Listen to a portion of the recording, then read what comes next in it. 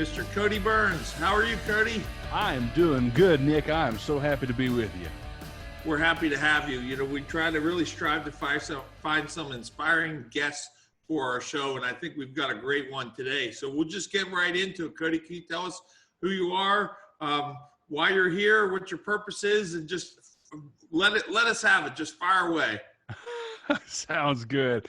Well, my name is Cody Byrns. I'm originally from Indiana. I now live in Tampa, Florida, and I am a professional speaker. I travel before COVID, I traveled all across the country and other parts of the world, just speaking hope and really a lot of spreading the message of positivity to our world. And so, back in 2013, my life took a drastic hit. I was stopped at a red light on the highway, and I was rear-ended by a refrigerator box truck that didn't stop. And so my car blew up on impact, and it drastically changed my life. And before all that, I had a vision to always impact people. I traveled the country. I was a children's pastor, as well as a traveling entertainer and speaker. And I did juggling and I did comedy along with it. So life was going great. But then just out of nowhere, bam, life takes a hit. And so while stopped at that red light, like I mentioned, life drastically changed. When the first responders came to the scene, they said I was dead. They said it's a fatality. But somehow or another, they saw my hand move and they changed their plans. And it took them a good hour to get me out of that thing. They life flighted me to a hospital in Evansville, Indiana, which is the southern part of the state. And then they redirected me to Indianapolis, Indiana, where I was put into a coma on full life support up there in the burn unit for 3 weeks. And I had severe burn injuries, 40% of my body severely burned. Second degree on my face. I had third and fourth degree burns. And of course, I never knew there was a fourth degree burn, but it burns through all your fat cells down to bone and muscle. And in some cases, it requires amputation.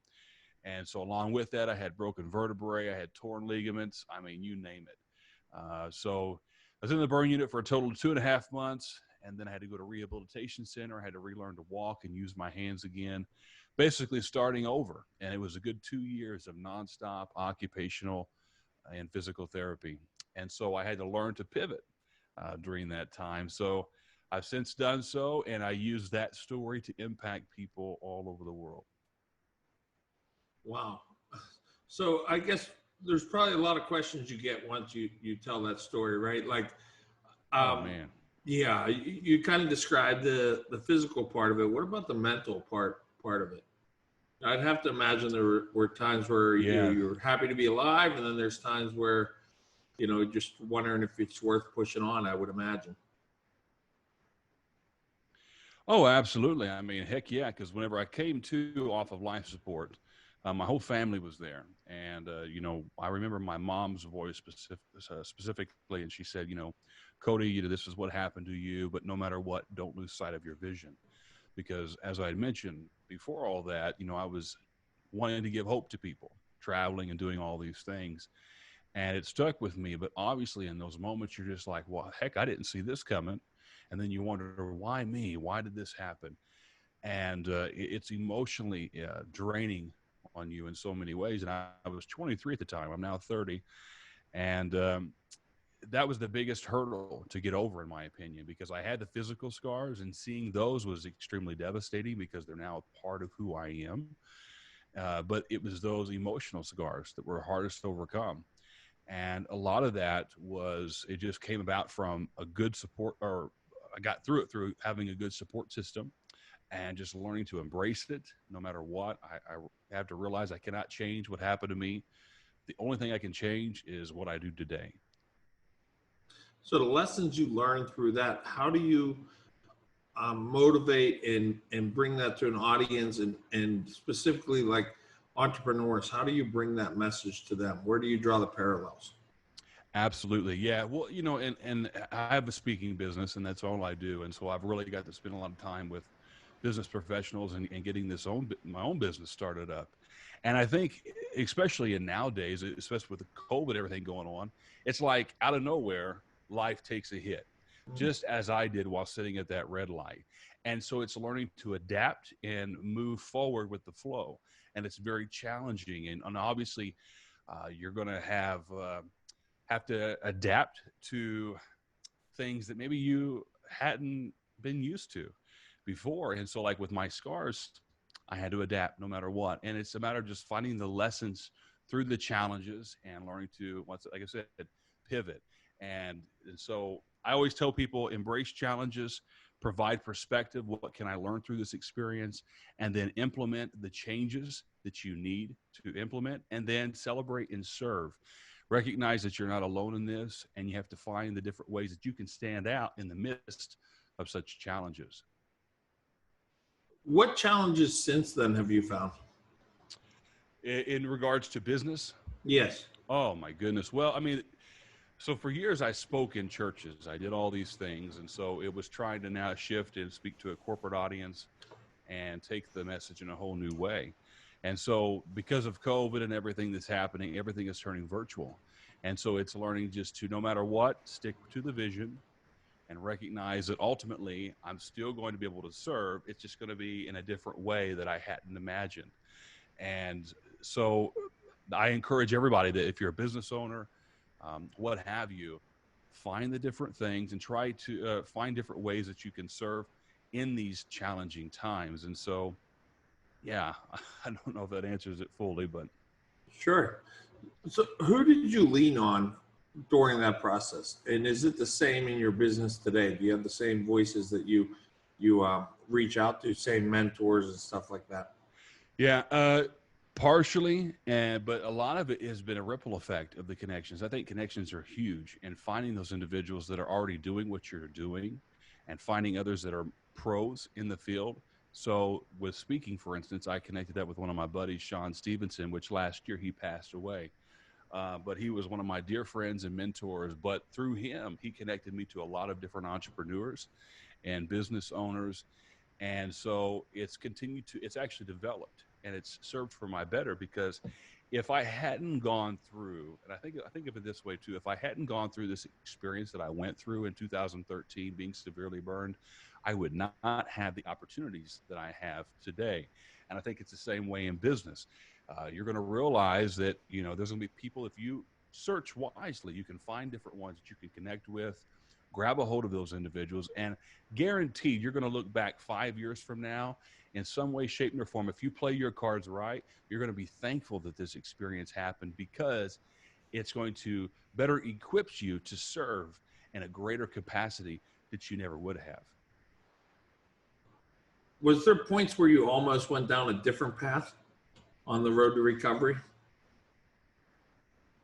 There was those moments of like you just wanting to give up, and obviously you're just like, what's the sense? And it would have been very easy to do. But however, I knew, like, I cannot see myself doing nothing else besides what I'm doing today. And I'm that passionate about it. I'm very passionate about what I have to provide and the message I have to share. Same way with business owners. If you're passionate about your product or what you're giving, that should be enough drive to help get you through. And so like with me, there was no option B. I'm all in or nothing. And so I stuck it out. And obviously you like I said, you have those moments. I'm human. But that support system and the foundation I had laid for myself definitely made an impact in my recovery and moving forward in this industry. And you started a nonprofit as well, right? Was that part of your recovery, is starting the nonprofit to be able to help others? Yes. I think that's the greatest privilege of it all, is when you can look to others and finding people you can help through the difficulties. That's therapeutic to me in so many ways. And so, with the Burn Foundation, I've been very blessed financially to be able to get through my injuries. However, there's a lot of people that are not. And so I look at my life, I'm blessed to be a blessing. And I think when we start giving, we're going to recognize that life is so much more fulfilling in many, many ways. Do you find that also for the business owners that you talk to, that I think a lot of times as business owners get successful, there's that point where they wonder, why or how they are successful? How should they give back? How much should they give back? Like, can you talk about the giving? I think I'd like to hear you expand on that. Yeah, well, I think it's extremely important, and for each person, it's going to be different as far as what you can give and how you go about doing that. And obviously, I'm very I think on things, especially when it comes to finances, as everybody should. And so I want to make sure that whatever I'm going to give, it's going to be given to the right individuals, and it's going to have the most bang, the most impact. And so I have partnered with Indianapolis. There's a university there, IU, and so medical. There's been large amounts of money given to that industry to help future burn survivors and helping them in their medical studies, and as well as giving thousands of dollars to the encouragement of other burn survivors, their emotional support. And so I think with each business, it's going to be different. But if you find those right ones that you know that ultimately they're going to be wise and good stewards of the funds you give them, then it's definitely worth it.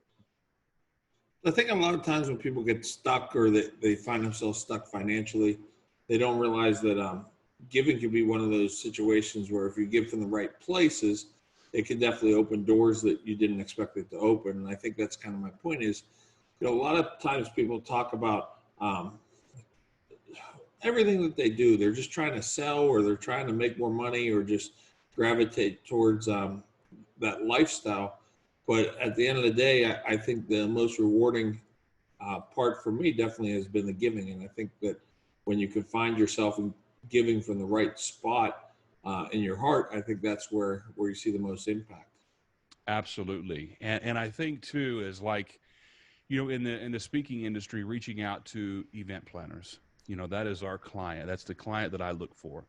However, it's important that I introduce myself to that event planner in a way that is not just a taking form. And so I think I've been coached and mentored to always give first, and then you can make the sale or what have you. But as long as your heart's in the right place, I think there's something so powerful when you can drop the sales pitch from a motive of gimme, but versus giving.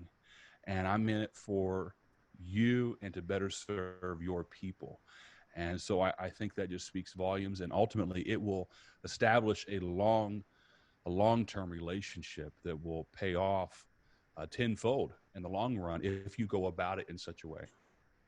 I think that's what's bothered me lately is, with the personal development, when you're looking at so many different people out there that are trying to help develop business leaders and develop people, at the end of the day, it seems like you're just all trying to sell something, and that's kind of where my podcast came from is, I haven't asked anybody for anything. I'm just trying to go on there and I'm not selling anything.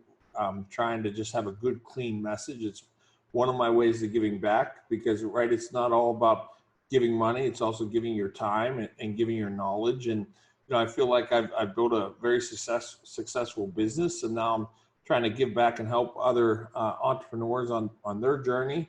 And I just get frustrated when I get on, Facebook, you get flooded with, this quick 45 seconds of a personal development, and then it's click this funnel to that funnel to this funnel for a learning program. And what's your take on what personal development has developed to on the internet? Oh my goodness. Well, I mean, it's all over. I mean, you look at today's day and age, there's a podcast for everything. There is a course for everything. And so I've been around this for the past 5 years nonstop, and I've seen so much just within this 5-year time frame. And it's like like you said, you scroll through Facebook, you see all these different things, and it's just a matter of, I think we should, personal development should ultimately be the goal. We want to develop and become better people as we're going through life. But at the same time, it's about, you got to go listen to your gut on this, because there's different ones that are out there, and it's just a big scheme. And you ain't going to gather nothing. And of course, just like anything, you get out of it what you put into it. And so, I have certainly paid large sums of money just to receive coaching and be part of mastermind groups, and it's paid off. But I've been very careful with whom I'm choosing to give my money to. And yeah, and it's turned around for the good. But I'll say too, as far as giving, they're also like I heard Dean Graziosi. I don't know if you're familiar with him or not. He Sure. did infomercials for years, and he was recently talking on a webinar I was listening to, and he was talking too about just sales, and so at some point, obviously, as business owners, we have to money has to come in, but we have to go about it in the right way. And so I think if you're passionate about the product or service that you're providing, then the sale isn't going to be such a sore topic, so to speak. Like I still to this day, I kid you not, I struggle with making the sale because it's just boils down to that confidence, having the confidence in yourself and what you provide. And if you are giving something of value, then that wouldn't be a problem. And which I know that I am. I just have to believe more so in myself. But once again, coming to it from that mind frame of like, I'm in it to serve the people. I want to give to them. It's not about making me look good. It's about the product and the service I'm providing. And so I think that will also help big time as far as filtering out which of these sales, coaching, self-development programs to get involved with. So what do you look for when you're deciding to look for a mentor that might be online or somebody to maybe go to their seminar or to buy their program to weed out all the noise? Like what are you looking for to choose somebody to give your money to? Because I agree. I also have spent a lot of money on personal development. I think it's super important. On top of reading books, there's something powerful about being in the seminars and being in that room. I just, I think where my original statement comes from is it's just frustrating that you see a lot of people out there just trying to sell programs on top of programs that make you wonder, like, were they successful one time, or is this their way to make money without having to put in the work the first time around? It's just, are they just good at Facebook ads, or do they really have some keys that can help you for your life? That's kind of where I'm at. So how do you choose? Well, listening to your gut, with me, I'm a Christian. And so, I pray about big decisions. And, I'll give you an example about Sean Stevenson. He was one of my mentors that passed away last year. And I had met him back in 2016. I went to his event in Phoenix, Arizona, and he was offering a mastermind coaching course as far as helping speakers develop in what they're doing. And it had a nice price tag to it. And I had never made an investment of such amount before. And so, but I had heard Sean speak the whole event, and I looked at his track record. I mean, the guy was doing everything that I could see myself doing on things that I wanted to do. And he was currently active in doing those things. And so I think you look at the history, you look at what they've done, what they're currently doing. And if you listen to them talk and you do a little bit of research, you'll find out if their heart is in the right place or not. And it's all extremely important. And then just look at the community that is already being part of the mastermind or the coaching course. Find the testimonials and grab a hold of those individuals and say, listen, did this really help you in such ways? And Yeah, I think that's good. And I also believe in rinse and repeat too. So I'm sure with somebody like Sean, you didn't just see him once. It sounded like you made a relationship. But do you find that important too? That once you find something that gives you a lot of great information and some meaning to just keep going back to that well. Oh, absolutely. Yeah. And I think, continue to nurture that relationship. And that's the thing with Sean too, is that, he was doing his business, but he treated you like you were his dear best friend. And I think that relationship, like we were texting all the time. And Sean had so many friends and people around the world that he connected with. But still, just sending a simple video, hey, hope your day is going well. He made it personal. And the more personal he made, it's like, to me, it's like, I thought he was his best. I thought I was his best friend, but he had many, many more. And so finding somebody like that is very special and it's very unique. And it's not as common, unfortunately. But I tell you, if you can find one of those people, cling to them. And more than likely, they will continue to connect you with other individuals that can help you in areas that they cannot. I mean, he opened up many other connections for me just through attending his mastermind groups. When we first spoke on the phone, we talked a little bit about what's going on in the current climate with COVID. You being in Florida and seeing a spike, and we're here in Pennsylvania and still seeing numbers going up.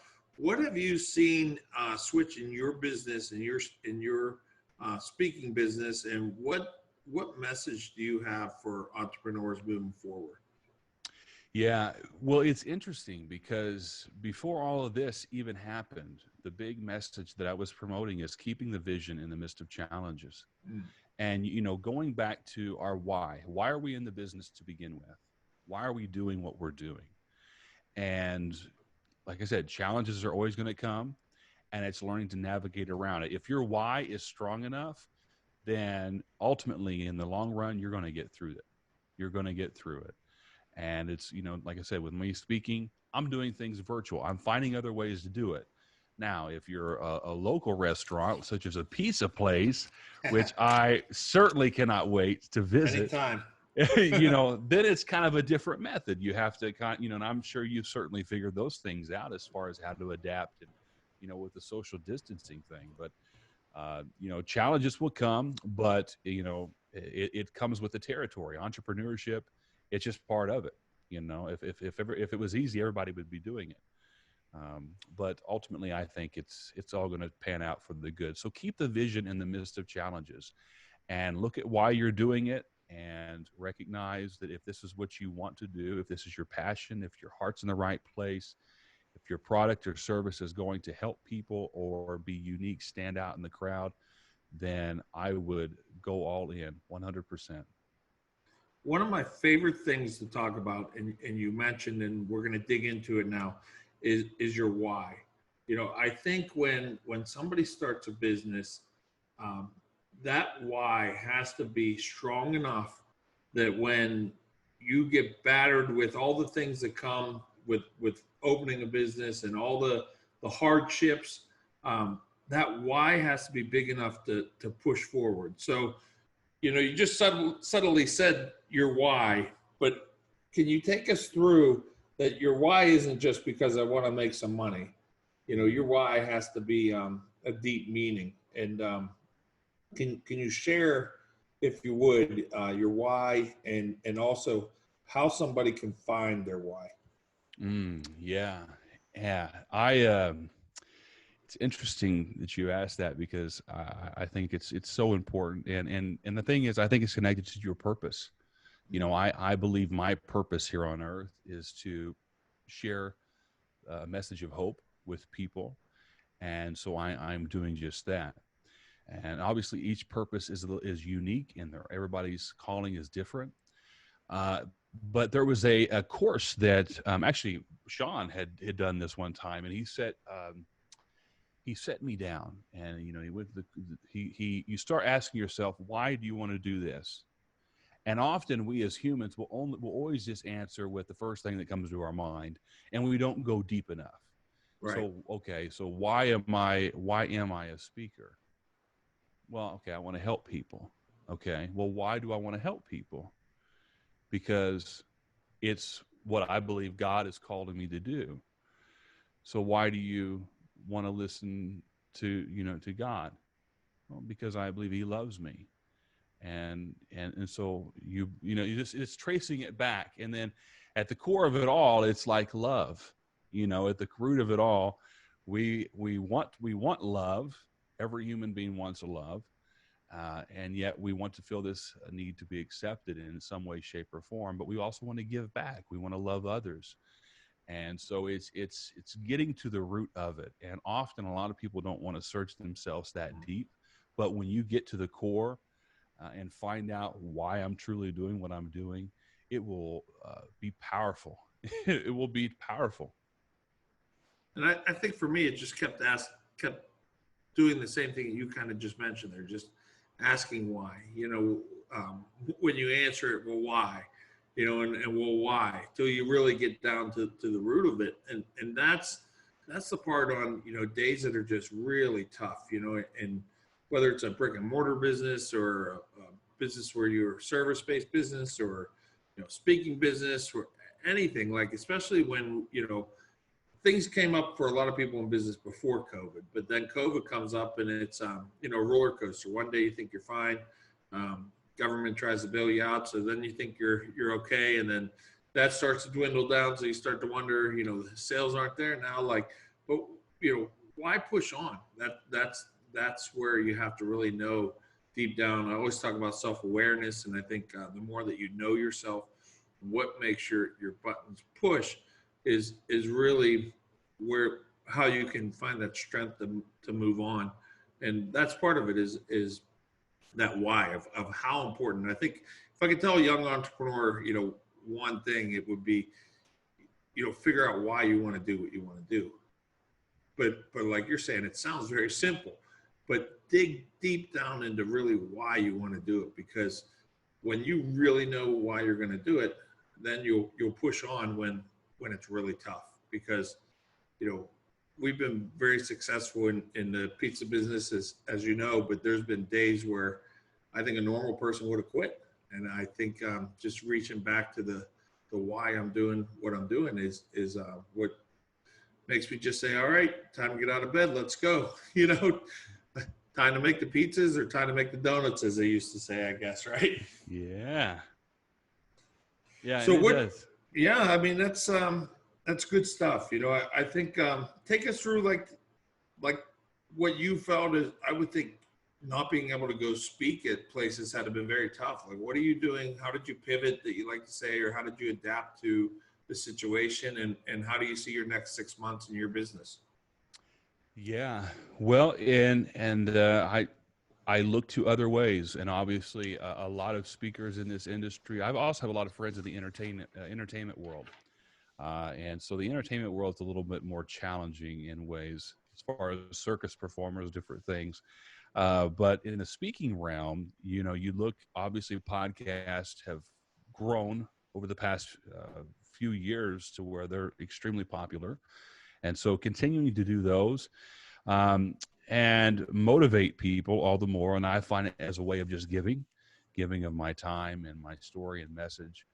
But the virtual events, those are huge. And so I actually, during all this, when this all went down, I hired a virtual assistant, and they are working with another guy that he's been experienced in the speaking world. And so they're definitely helping me, and we're reaching out to events, and we're still moving forward as if 2021 is going to be just like it's, another year before COVID. So we're moving forward. Obviously, I would say probably the majority of them, 50%, will be at least virtual events.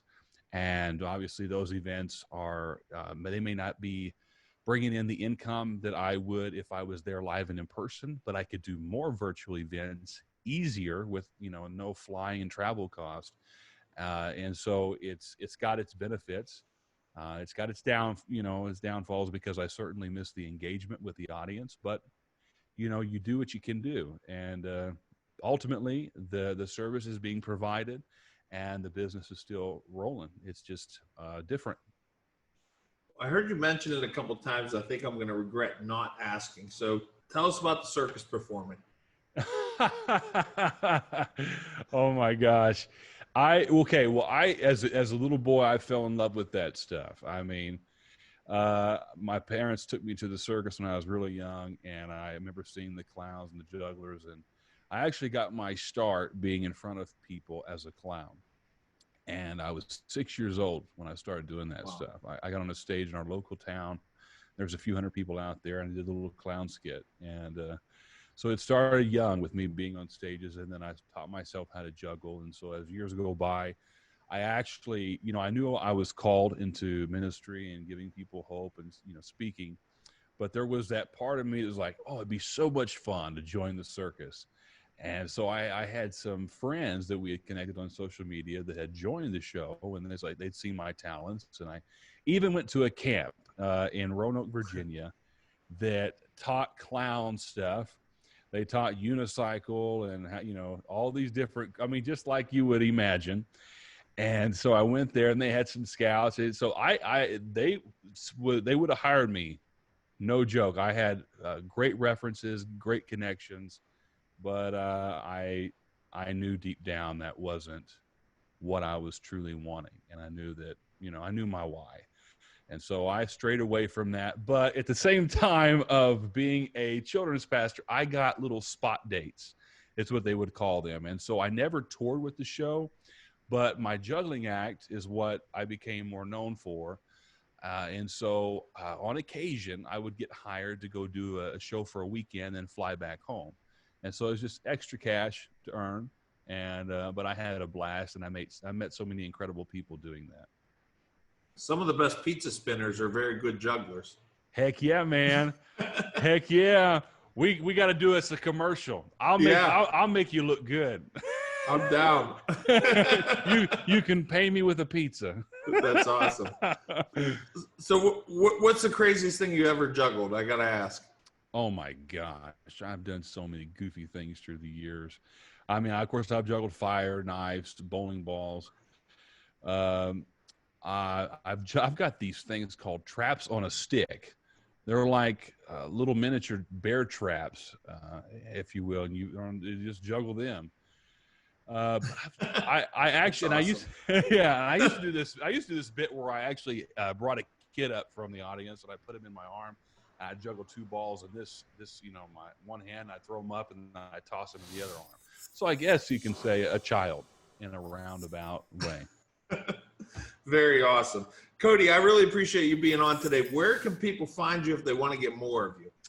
Yes, they can go to my website, codybyrns.com, CODYBYRNS.com. On there, you'll have access to all my social media links, and it can direct you accordingly. And I'm also on LinkedIn. I'd love to get connected. Awesome. Now is the time to solve the equation to Cody Byrns' success. This is where I ask you 7 rapid-fire questions to solve the equation, and we're looking for the keys to your success. Are you ready? Oh, man, come on. All right, bring it, right? Mm-hmm. Best seminar or teaching you've ever been to? I would say Sean's, it's the Lucrative Speaker Mastermind. Favorite item you've bought recently under $100? Ooh. Boy, that's hard to answer quickly. Gosh, what did I get? I'll just say a couple shirts. I like them. Name an idol or a hero of yours you met in person. Oh my word. That's a good, man, you're asking some good, I'll just say Dave Reaver, because he's a great speaker, great man. Favorite book to give as a gift? My own. You want to plug your book here? Go ahead. Sure. It's Scar Release, Breaking Free of Yesterday's Troubles. It's available on Amazon. Wonderful. Go get it. Something you do every morning before you brush your teeth? Walk. Your personal mantra or favorite quote? The key to success is playing the hand you were dealt like it was the hand that you wanted. I like that. Place you go to decompress and reset?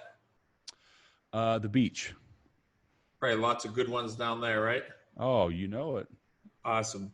Cody, I really appreciate having you on today. You're a fantastic guest. Thank you very much. Oh, thank you for having me. It's been a pleasure.